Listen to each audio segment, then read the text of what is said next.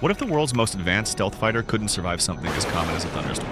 At first glance, the F-35A looks like the pinnacle of modern air dominance. Radar evading, networked, lethal, a fifth-generation marvel built to outclass anything that flies against it. But then comes the catch, a detail buried so deep in the Air Force's own flight manual that it almost feels like a secret. Do not operate within 25 nautical miles of thunderstorms, a warning that instantly reframes the entire narrative around the world's most advanced fighter jet. Because while most assume a machine like this only fears enemy radar locks, heat-seeking missiles, or surface-to-air threats, the F-35 has another far more ancient adversary, nature itself. More specifically, lightning, which for this aircraft is not just an inconvenience or a low-risk hazard, but a very real operational threat. And that's where the paradox begins. Because here we have a $100 million aircraft designed to survive hostile skies, yet grounded at the first rumble of thunder. And this isn't just extreme caution or overregulation, it's a firm restriction, one that sets the F-35 apart from its predecessors like the F-16, which regularly powered through storms, or the F-A-18, which lands on soaked carrier decks in violent seas, surrounded by lightning with zero drama. The F-35, however, plays by different rules. It must be kept at a distance from thunderstorms, not because it can't fly through turbulence, but because its internal systems might not survive a single strike. The design that makes the F-35 so stealthy, its composite skin, its internal fuel layout, its distributed avionics, also introduces subtle but serious vulnerabilities when it comes to handling high-voltage atmospheric discharge. Where older aircraft used metal frames that naturally dispersed lightning strikes, the F-35's carbon fiber structure, advanced as it may be, demands far more complex protection systems. And those protections come with compromises, especially when it comes to fuel vapors, grounding pathways, and sensitive electronic components all housed within a tight, power-dense fuselage. The result is a jet that can evade radars and dominate in digital warfare, but must pause and wait if clouds begin to charge. And the most critical part of this vulnerability, the part that engineers debated for years, lies directly inside the jet's propulsion system, where performance met risk, and risk was accepted. The F-35A's Achilles heel isn't just in the sky, it's hidden in the chemistry between fuel and flame, buried in the delicate balance between high-performance propulsion and high-voltage vulnerability. At the heart of this aircraft is the Pratt & Whitney F-135 engine, a beast of a machine producing over 40,000 pounds of thrust with cutting-edge heat efficiency, pushing the limits of what a single-engine fighter can achieve. But what surrounds that engine is just as important, if not more so, because wrapped around it is the OBIGGS, or Onboard Inert Gas Generation System, a crucial safeguard that displaces oxygen in the fuel tanks with inert nitrogen-enriched air to prevent the buildup of explosive vapor mixtures. The problem, however, isn't just in the system, it's in the context of the jet's design. Older aircraft like the F-16 could afford spacious layouts with clear isolation between fuel systems and ignition sources, and OBIGs acted as a secondary layer of defense. But the F-35A, in its pursuit of radical stealth and reduced radar cross-section, had to compress everything, fuel lines, electronics, engine plumbing, into a tighter, slimmer, more compact space, creating a scenario where a single arc of lightning doesn't have to travel far to find trouble. And that became a real-world concern in 2020 when OBIGs failed a critical reliability threshold, prompting the Air Force to impose flight restrictions that remain active to this day, effectively banning F-35A flights within 25 nautical miles of thunderstorms unless full system integrity can be confirmed. And this isn't a theoretical limitation or bureaucratic overreach, it's a serious safety issue rooted in the very nature of composite airframes. Unlike traditional aluminum or titanium skins that channel lightning safely from nose to tail, the F-35's carbon composites and stealth coatings resist conduction, causing lightning to behave unpredictably. Instead of flowing smoothly, it arcs, jumps, and hunts for weak spots, which could include fuel tank access panels, vent ports, electrical connectors, or even maintenance seals. And that turns every passing thunderstorm into a potential ignition source. In plain terms, a lightning strike could, under the right conditions, ignite vapors in the tanks and reduce a $100 million jet to flaming debris mid-air, a worst-case scenario that the Air Force simply can't risk. So yes, the F-35 is built to evade SAMs, survive missile locks, and win in contested airspace. But when storm clouds gather, it's not enemy action that sends this aircraft back to base. It's static electricity in the clouds. And the next vulnerability isn't hidden deep in the fuselage or coated in avionics. It's right there on the surface of the jet, visible to anyone who knows where to look. Those strange, tiny lightning diverter strips zigzagging across the skin like stitching on a high-tech suit, offering one of the last physical defenses between this flying supercomputer and the raw force of the natural world. Most people don't even notice them, those tiny, jagged hairline zigzags etched into the outer skin of the F-35. They look like random scratches or harmless grooves at first glance, but they're actually some of the most important components on the entire aircraft because these are lightning diverter strips meticulously integrated into the jet's surface with one singular mission: to guide a sudden blast of high-voltage electricity safely along a predetermined path, keeping it away from sensitive electronics, fuel systems, and mission-critical components that could otherwise be destroyed in a fraction of a second. They operate like micro-scale highways for lightning, turning what could be a fatal strike into a controlled current flow, a silent guardian against nature's raw energy. And while that might sound straightforward, here's the part almost no one outside of aerospace engineering understands. The reason these diverters are even necessary is because the F-35 isn't made of the same conductive materials as the fighters that came before it. Traditional jets like the F-15, F-16, or F-A A-18 were built with aluminum or titanium fuselages, metals that naturally conduct electricity and safely shunt lightning from nose to tail. But the F-35 had to sacrifice that kind of innate protection to stay stealthy, switching to carbon fiber composites that absorb radar waves instead of bouncing them back, which is great for invisibility but terrible for electrical conductivity. So now, instead of the airframe safely conducting the charge, the aircraft relies entirely on these diverter strips to simulate that same effect. And that's where the risk comes in, because unlike solid metal, these diverters are vulnerable. They're thin, delicate, and high maintenance. They degrade over time from UV radiation, high-speed rain erosion, or even accidental scuffing during routine ground checks. A misaligned panel, a careless wipe down, or just one too many flight hours at high Mach can reduce their effectiveness. And once compromised, the system no longer controls the lightning. The lightning chooses its own path, and that's the nightmare scenario. A bolt arcing sideways into a fuel vent, or jumping through a data port, or frying a flight computer before the pilot even knows they've been hit. This exact risk is the reason why the F-35A is under such strict no thunderstorm protocols, and why crews have to inspect every inch of those strips before missions, using specialized tools and procedures that take time, expertise, and still can't guarantee perfection. Because the brutal truth is that every single F-35 in the sky today, every one of these $100 million jets, is depending on a thread-like, weather-worn strip of composite material to do its job flawlessly under the worst possible conditions. So when people roll their eyes and ask why the most advanced fighter in history is grounded by something as old as weather, the answer isn't about fear. It's about physics, engineering limitations, and the sheer reality that this billion-dollar machine is only as safe as the shoelace width line glued to its skin.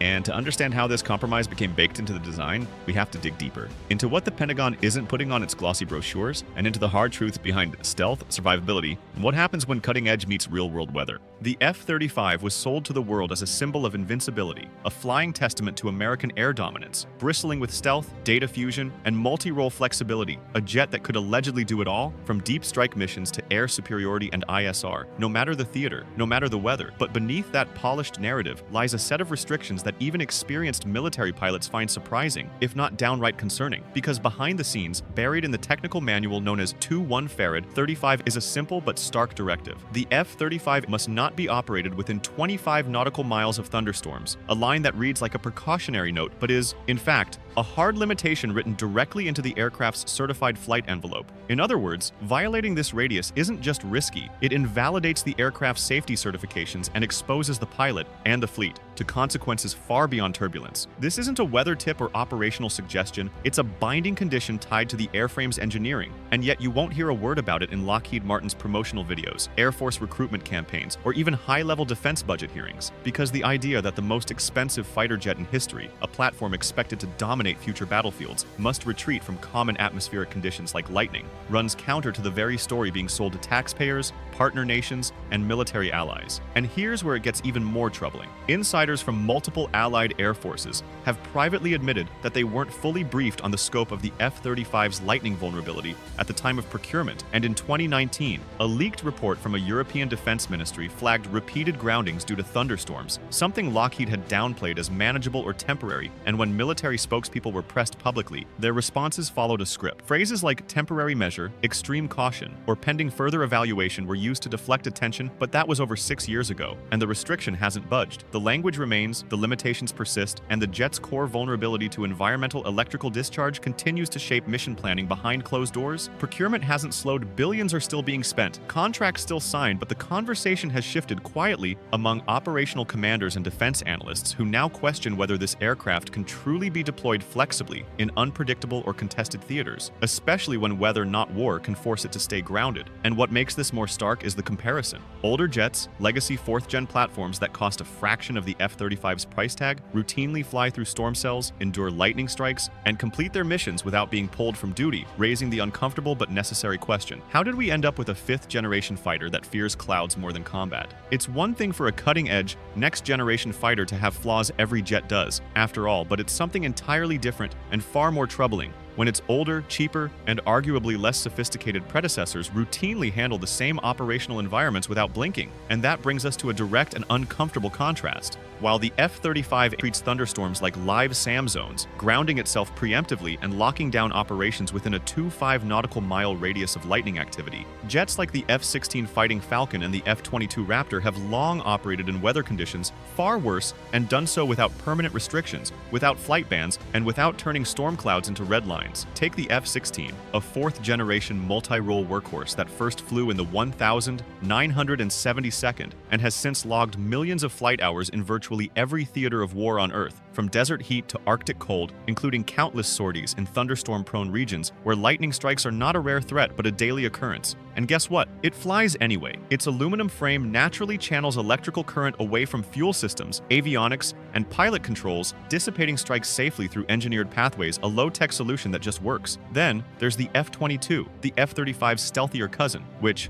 while also highly advanced, was built with a fundamentally different design philosophy, one that prioritized survivability and system redundancy alongside stealth. Its blended titanium and metal alloy airframe retains enough conductivity to safely redirect lightning, and its protection systems were overbuilt intentionally, a decision rooted in the Air Force's experience with the vulnerabilities of early composite-skinned aircraft. The result? Both jets fly through storm zones with minimal drama, relying on trained pilots to evaluate risks in real time, not being grounded based on forecast models or algorithmic caution. And here's the key point. Neither the F-16 nor the F-22 require mandatory stand-downs for nearby weather events because their frames, systems, and philosophies allow them to take hits, keep flying, and get the job done. So why doesn't the F-35 follow that lead? Because the very stealth-first mindset that defines the F-35 program also forces engineers into a corner every square inch of radar-absorbing skin, every carbon composite panel, and every non-conductive material used to reduce visibility on radar also introduces a trade-off in electrical handling. Composites don't conduct like metals. They arc,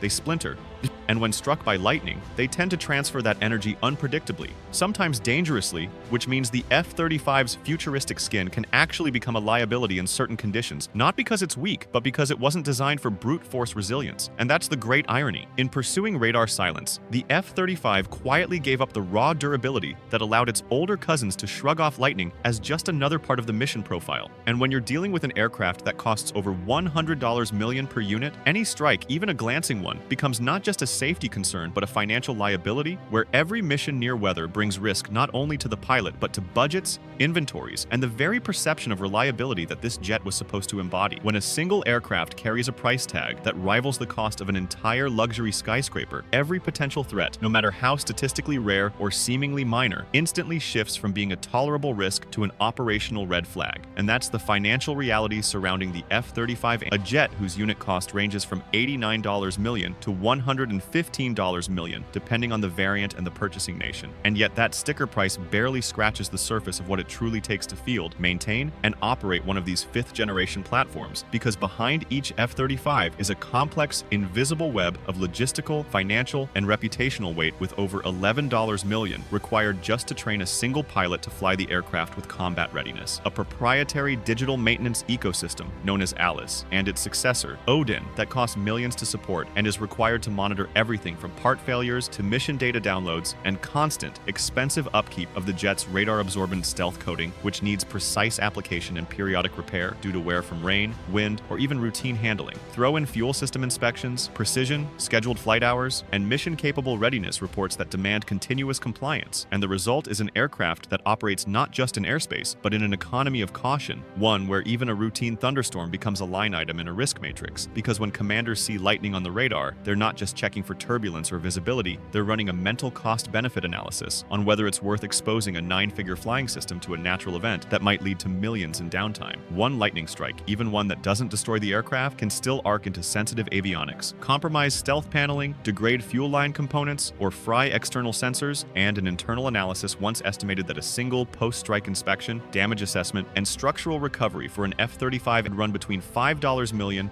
and $7 million depending on parts availability, required repairs, and whether any system-level recalibration was needed. And that's why the F-35 doesn't brave storms like its predecessors, not because it physically can't, but because no commander, no maintenance officer, and certainly no defense minister wants to roll the dice on what that bolt from the sky might cost, not just in dollars, but in headlines, in congressional hearings, or in public trust. And that's not a sign of weakness, it's strategic caution in the age of trillion-dollar weapons programs. But it also reveals something deeper about fifth-generation warfare, that when the monetary value of the platform exceeds the the tactical value of the mission, the platform itself becomes the vulnerability, a risk that must be mitigated, insulated, and in many cases grounded. And while Lockheed Martin continues to assure partner nations that a long-term fix for this lightning sensitivity is on the way, the truth remains that for now, that fix is just over the horizon always promised, never fully deployed. For years, the message was clear, repeated like a mantra across press releases, briefings, and defense expos. It's temporary. The lightning-related flight restriction was framed as a short-term issue, a minor hurdle on the path to full operational readiness for the F-35A, a problem already being solved behind the scenes. But then the years rolled on, new variants entered service, global deployment accelerated, and yet that same storm warning remains firmly in place, unchanged, unmoved, still written into official documents and still shaping how and when this $100 million aircraft can fly. It all began in 2020 when the F-35A's vulnerability to lightning finally broke into public view, triggering a wave of concern across aviation and defense circles and prompting Lockheed Martin and the U.S. Air Force to issue a joint statement that sounded confident, measured, and reassuring. We're aware of the issue. A long-term fix is in development, and that fix was supposed to come in the form of an upgraded OBIGS, or Onboard Inert Gas Generation System, a next-generation solution that would more efficiently eliminate explosive fuel vapor buildup and allow the jet to withstand lightning exposure like any modern fighter should. But as deadlines slipped, development slowed, and funding shifted, the widespread retrofit program began to stall, and by 2024, 4 full years later, the promised upgrades still hadn't been fully implemented across the fleet. In the meantime, engineers rolled out patches, enhanced diverter strips to better guide electricity along the aircraft's surface, stricter lightning detection protocols to avoid risk zones, and more detailed ground checklists to enforce caution. But none of these were real fixes, just stopgap measures that kicked the can down the runway. And allied nations have taken notice. Partner countries like Norway, Japan, and Italy, all operating their own variants of the F-35, have introduced localized weather restrictions, and in some cases, grounded jets that are otherwise considered combat-ready, not because of damage or mechanical fault, but because of the risk posed by everyday weather. And so the question grows louder: why the delay? The answer, in part, is cost. The OBIGS upgrade is both expensive and logistically challenging, requiring jets to be pulled from service for long stretches, something no military wants during a time of rising global instability. But the other reason is political optics. To admit that the issue is still unresolved is to admit that it was more serious than originally disclosed, and that the original fix wasn't just delayed, it was inadequate. And so the entire program drifts into a kind of quiet purgatory, too costly to accelerate, too dangerous to dismiss, and too embarrassing to explain, caught in a holding pattern where each new delivery of jets carries the same old warning. And this brings us to the most uncomfortable truth: if the most advanced, most expensive, and most hyped fighter jet in the world still can't fly safely near a thunderstorm, then what does that say about the real-world limits of military technology, and how often defense programs trade functionality for optics? Because sometimes the storm that grounds you isn't a dramatic missile strike or radar lock. It's an unresolved flaw in the aircraft itself, and the institutional unwillingness to admit that for all its capabilities, the F-35 still fears the sky.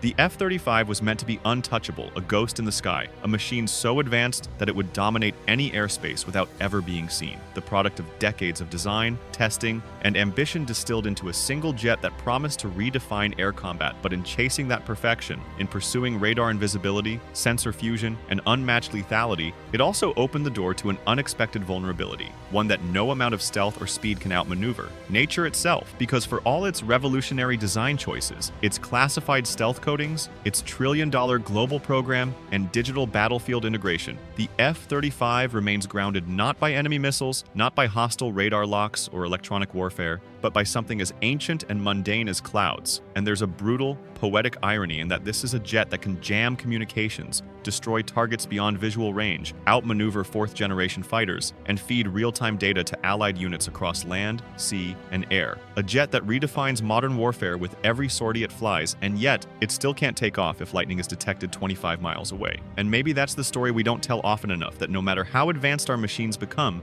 no matter how many billions we invest into next-gen technology, our creations are still bound by the fundamentals of physics, by the unpredictability of weather, by the limitations of materials, science, and by the trade-offs made behind closed doors in conference rooms where ambition sometimes outpaces reality. Because in the end, the greatest threat to the F-3, the fifth of, may not be an enemy fighter or a missile battery. It's the weight of its own ambition, the pressure to be everything at once, stealthy but fast, lethal but light, invisible yet invincible, an aircraft designed to conquer the battles of tomorrow, but still, in so many ways, struggling to survive the simple storms of today.